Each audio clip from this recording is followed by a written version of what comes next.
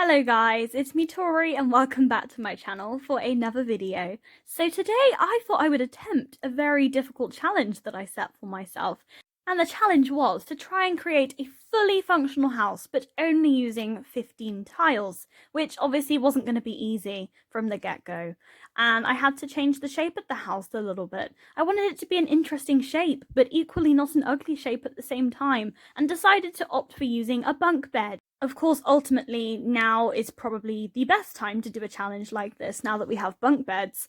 Unfortunately, though, bunk beds don't function how you'd like them to function because you can't place things underneath all of the bunk bed.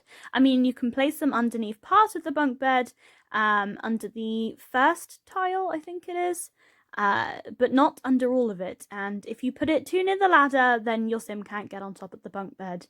And I tried to put counters underneath the kitchen, but it turns out that if you did that, the Sims would not be able to use the counters underneath the bunk bed. And I literally tried so hard, and I did not have a clue what to put under the bunk bed, because you could put a desk under there, a small desk. As long as it's only covering the first tile and it's not underneath the ladder, then you could put a small desk under there, but it wouldn't work. So in the end, I opted for putting a two-seater sofa under there. That way, a sim can have a guest come round, and yes, they can scooch under the bunk bed and sit on the sofa. So it does work. It is functional. And I even put a TV there. And yes, this TV, bookshelf, music player combo does in fact work. It is kind of covered by the ladder of the bunk bed, but it does work. And I wanted it to be tiny living and base game only, but the shower that comes with Discover University works well, and it means that you can have a small bathroom and your Sims can get in there. It means you can have a 2-tile bathroom. And I'm not sure how many. Okay, so the main room was 13 tiles and the bathroom was 2 tiles. It was so hard to fit this in and make it work, but I have uploaded this build on my gallery. So yeah, I had to do a lot of playtesting, tried to put the fridge underneath the bunk bed. I tried everything. In the end, I managed to scooch the fridge and the stove, which I ended up swapping the fridge and a cabinet round in the end, and I could get a sim through the middle if I put them back into the wall a little bit.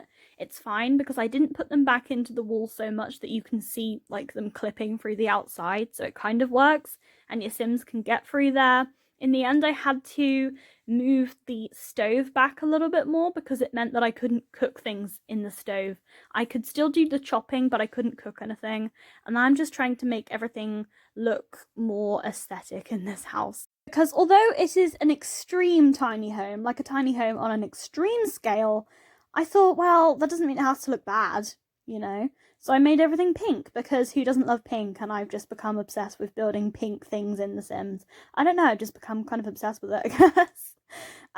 So I tried to put this mirror in. I really wanted to use this mirror, but in the end I had to opt for a slimmer mirror because I wanted to put some windows in, because hey, I might have a small build, but it's not going to look ugly from the outside.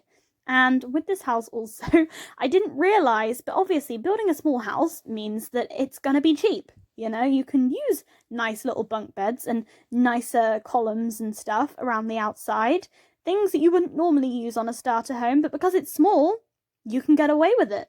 So that was kind of fun. And then I realised that the home was around 15,000 simoleons, just a tiny bit over. And I thought, okay, now that is seriously cool. Because it's a 15-tile challenge, why not make it exactly 15 tiles and exactly 15,000 simoleons? So I did that. So towards the end of the video, you're going to see me trying to make the house exactly 15,000 simoleons, and it was such a struggle, but I mean, it was worth it.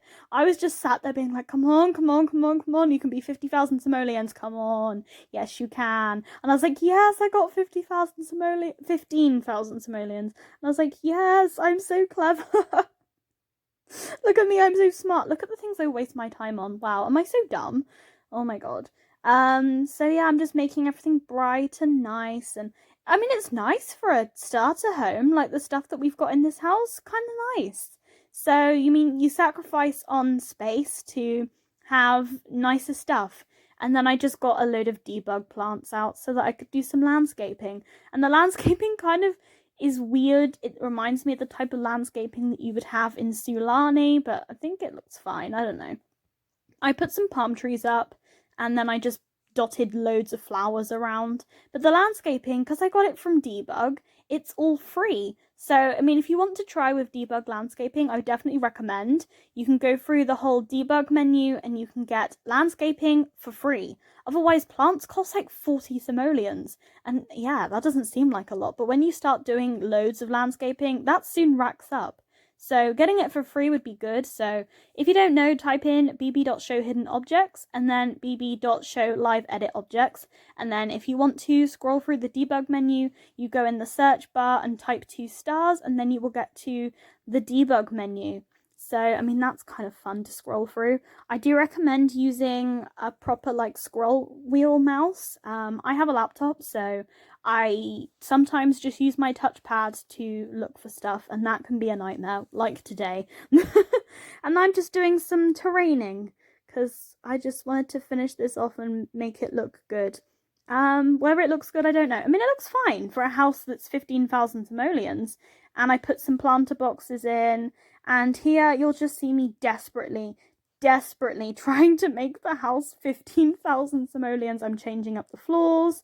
I'm doing everything. I'm changing the toilets. I just had to make this 15,000. And then I was like, oh my god.